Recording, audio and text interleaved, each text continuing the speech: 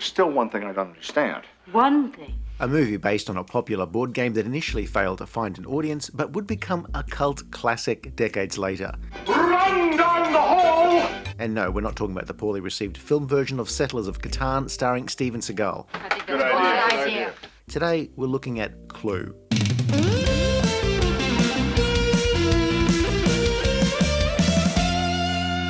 Tell him it's not true. It's not true. Is that true? No, it's not true. Ha-ha, so it is true. A double negative. Double negative? You mean you have photographs?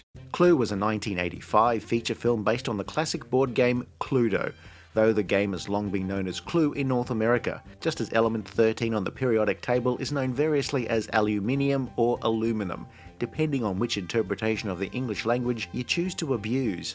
I'm just gonna have to break it down! Go! Clue is famous for having multiple endings on its theatrical run, though home video and TV versions have all three presented as a possibility. Let's consider each murder one by one. The movie also bombed on its original release, with critics of the day about as impressed with the movie as a snail hitching a ride on a turtle with an Uber stick on the back of its shell.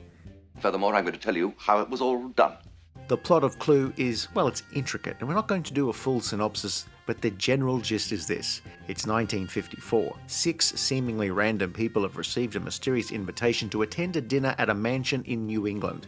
On arrival, guests are met by the butler, Wadsworth, who instructs them to stick to using the colour-coded pseudonyms ascribed to them on their invitations. As the group try to work out why they've been invited, it appears that they all have ties to Washington, D.C., or links to the government in some way. Another guest arrives, Mr. Body, but he seems to know just a little bit more than the Pantone Patrol, but he too is in the dark about the actual reason for the gathering. It turns out Professor Plum has been barred from medical practice for sleeping with patients. Miss Scarlet runs call girls. Mrs. Peacock is the wife of a senator whose vote was for sale. Colonel Mustard was a war profiteer. Mr. Green is a closeted gay man who would lose his job if he were outed. Mrs. White seems to have killed several husbands already with rather gruesome flourishes. Are you trying to make me look stupid in front of the other guests? Don't need any help from me, sir. That's right. And as for Mr. Body, He's the one who's blackmailing you. the idea of the evening was to expose Mr. Body. Body has brought them all a present: a gun, a knife, a noose, a lead pipe, a wrench and a candlestick, where Body offers them a choice. Their secrets will remain safe if one of them kills Wadsworth. Except it's Mr. Body who ends up as a body. Maybe he was poisoned. Then follows a series of events as the group try to work out who the killer is before the police arrive. Now, how many husbands have you had? Mine or other women's? Yours. 5. More deaths happen. The cook ends up dead. A stranded motorist asked to use the phone, they end up dead. A cop who happened upon the abandoned car also meets foul play, I am your singing telegram. as does a singing telegram, and also the maid Yvette. Wadsworth, whose late wife had also been a victim of blackmail, admits that he had organised the whole shindig in order to expose Body's blackmail operation. In order to help you understand what happened, I shall need to take you through the events of the evening step by step. He attempts to put it all together, running through the sequence of events in order to finally expose the identity of the killer. So it was Miss Scarlet. Brilliantly worked out, Wadsworth. I congratulate you. No, but then apparently it was Mrs. Peacock. And then apparently it was everyone except Mr. Green. They all did it. If you had seen Clue in a theatre in 1985, you would have seen one definitive ending. When the film was released on home video years later, all 3 endings were combined as suggestions. Dead. Again. And since Clue was mainly seen by people on home video and television, this is what you are likely to have seen. There was also a 4th version where Wadsworth was, and let's be charitable, a serial killer, but we'll come back to that. Well, you cannot make an omelet without breaking eggs. Every cook will tell you that. But look what happened to the cook. Cluedo was a murder mystery game created by British board game designer Anthony E. Pratt during the Second World War, and it was first sold in 1949 by Waddingtons. It was also licensed to Parker Brothers in the US, who released the game as Clue in the same year. Over the years, there were a number of refinements to Pratt's original, including the number of players, the weapons, and the names of characters. But basically it's a game for 2 to 6 players where someone's been killed and players have to work out who the murderer is. I never liked Cluedo as a kid because I had 6 brothers and sisters, and so I always ended up playing the corpse. Okay, put the corpses on the sofa. Detective mysteries have been popular for a long time, particularly with Agatha Christie novels, selling like cocaine-infused Chupa Chups at a Tech Bros IPO. Something like Cluedo or Clue took the bones of that type of story and made it interactive. The game had been available for decades, with generation after generation knowing the board game. So why don't we make it into a linear production, but one where perhaps the ending wasn't always going to be the same? I'm shouting! I'm shouting! I'm shouting! The idea of a film version of Clue dated back to the early 80s when producer Deborah Hill acquired the movie rights, originally with the idea of her then partner John Carpenter directing. Hill had thought about a story that could debut as a stage play first, with a movie version to follow.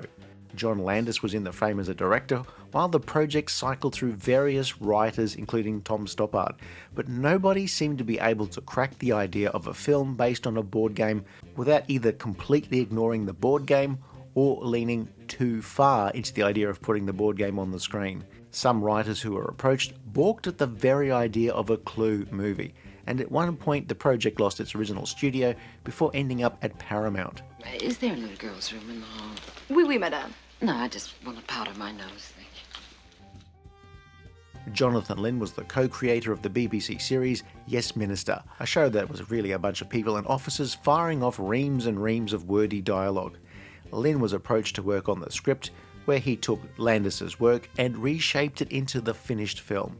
When the movie was greenlit, John Landis was unavailable, and Lynn was offered the chance to direct the movie from his script, despite only having previously directed stage productions in Britain. Casting would be an interesting experience. The film was given a low to mid-range budget, and despite all of the characters, producers insisted on the main roles all receiving identical billing and the same pay, $100,000, which was good going for any gigging actor who was not a major star. But many major stars who were offered the movie looked at the money being offered and passed on the role, possibly because the salary offered wouldn't sufficiently restock any A-list star's supply of US Mint issued green toilet paper for all that long. Big names were raised, then known actors, and then the cast we ended up with, all of whom had a lot of experience in lighter fare. For a while, the biggest name attached to the project was Carrie Fisher, though she was out after an OD landed her in hospital.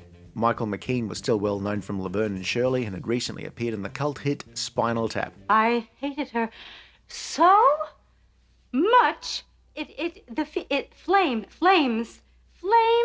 Madeline Kahn had already graced several comedic classics for Mel Brooks and others. Eileen Brennan had appeared in multiple comedic and dramatic roles and had received an Oscar nomination for Private Benjamin, but hadn't worked in a while after being hit by a car. Leslie Ann Warren had also been nominated for an Oscar and had flitted between movies and television, including a year on Mission Impossible. Her former husband John Peters was also one of the film's producers. Colleen Camp, as a vet, was trying to break out of her rut of only playing half-dressed characters, something she only half achieved with Clue. Lee Ving was a singer in a punk band. The cook was Kelly from MASH. Martin Mull had appeared in everything, playing pretty much the same role. I can't take any more scares. Christopher Lloyd had made a name for himself in the sitcom Taxi, as well as playing the heavy in a Star Trek film, and had just wrapped filming on another film released in 1985, the name of which presently eludes me. I can see images of it in my head. I think it's something about a kid driving to and from a school dance in a thunderstorm. I don't think I've ever seen it apart from the time I saw a few snippets on a plane when somebody 2 seats ahead of me was watching it. We're trying to find out who killed him and where and with what. The film's most important role, Wadsworth, where early ideas included somebody like John Cleese or Rowan Atkinson playing the role. The murderer crept up behind him and killed him. And then there's Tim Curry. He was a serious actor who'd made a splash in the cult hit Rocky Horror Picture Show and had also appeared in another underperforming 1985 release in Ridley Scott's Legend. I'm merely a humble butler. What exactly do you do? I buttle, sir. I myself buttle as a side hustle for a little extra pocket money, you understand. It's not full-time butling, which of course would be the dream, but temp butling, where you fill in for a regular butler because they're ill or on vacation or in rehab, does have its advantages. So as a substitute butler, you're always busy, you're always cleaning something, so you never have time to think about how you spend your days scrubbing out skid marks. But at the same time, any coins left in the pocket are fair game. We gotta know who did it. We're all in this together now. Parker Brothers had things they insisted on in order to protect their intellectual property and trademarks. There would be no swearing, no sex, no gore, and definitely nobody saying that board games suck.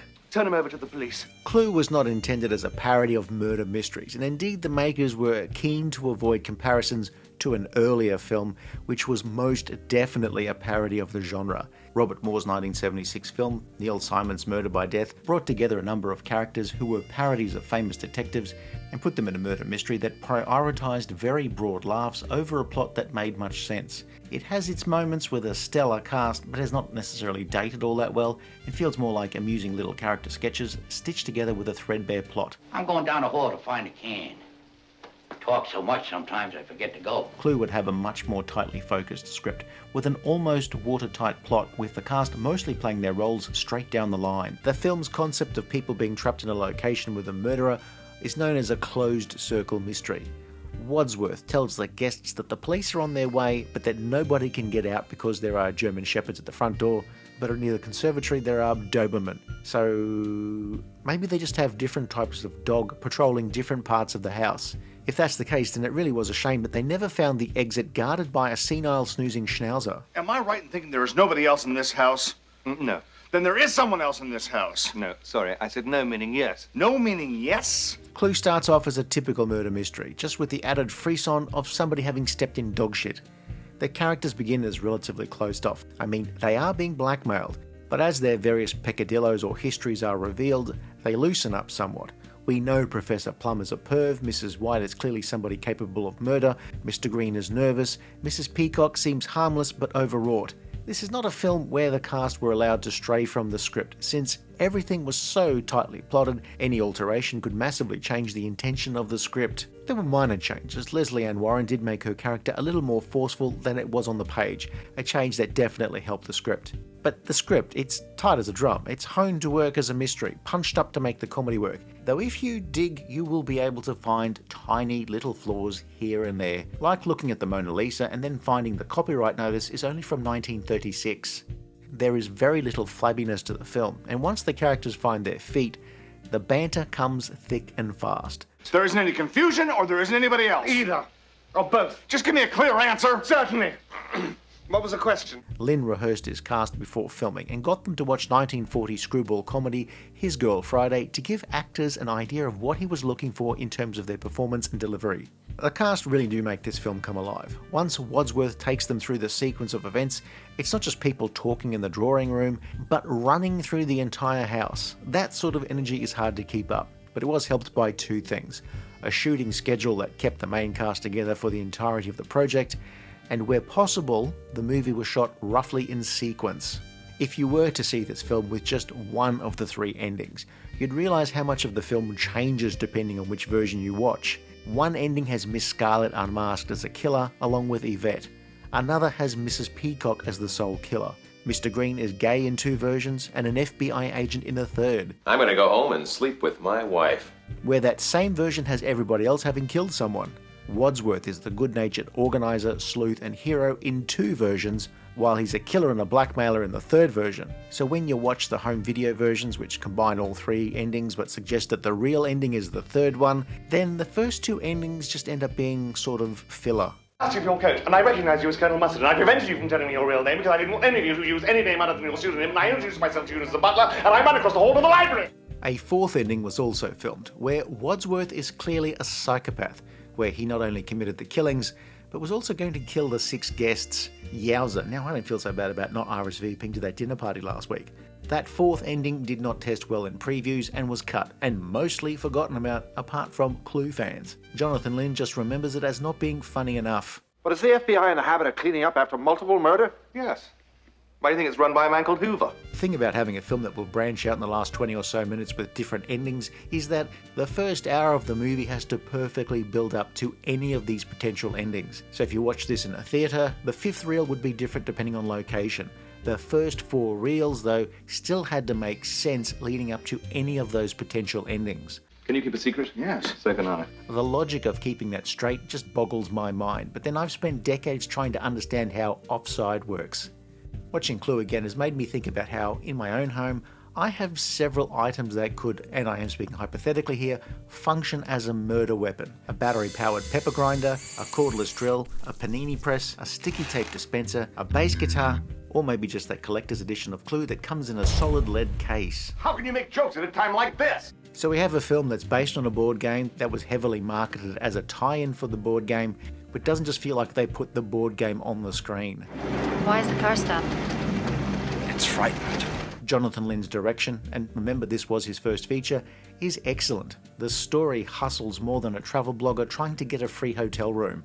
The camera's always where it needs to be, and the actors give off just the right notes, whether it's fear, the pumping adrenaline, or their characters just becoming blasé about the situation. So, everything is explained. Clue is a really good movie that wasn't widely appreciated when it was originally released in late 1985.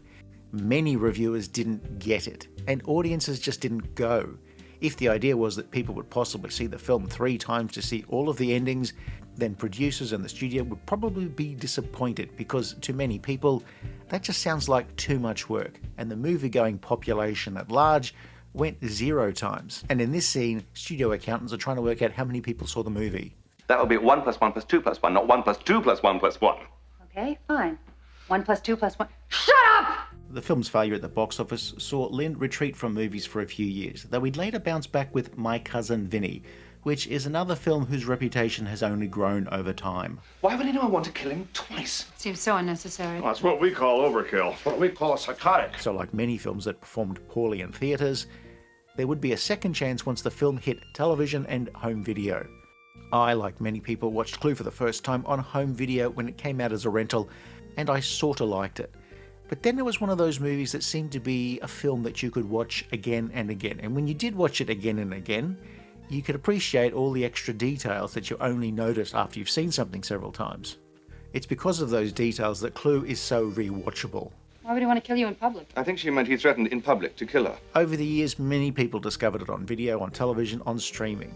Clue would be one of those films that if you happened to catch it while flipping through the channels, you'd possibly just keep watching it. And then slowly over a period of decades, Clue became a cult hit to the point where it's a far bigger movie now than it ever was when it came out. Clue. Is it a murder mystery? Is it a farce? Is it a slapstick comedy? Well, it's all 3, and it does each of those things incredibly well. This was both true and misleading. If you enjoyed this review, please like and subscribe, leave a comment below, or check out some of our other videos.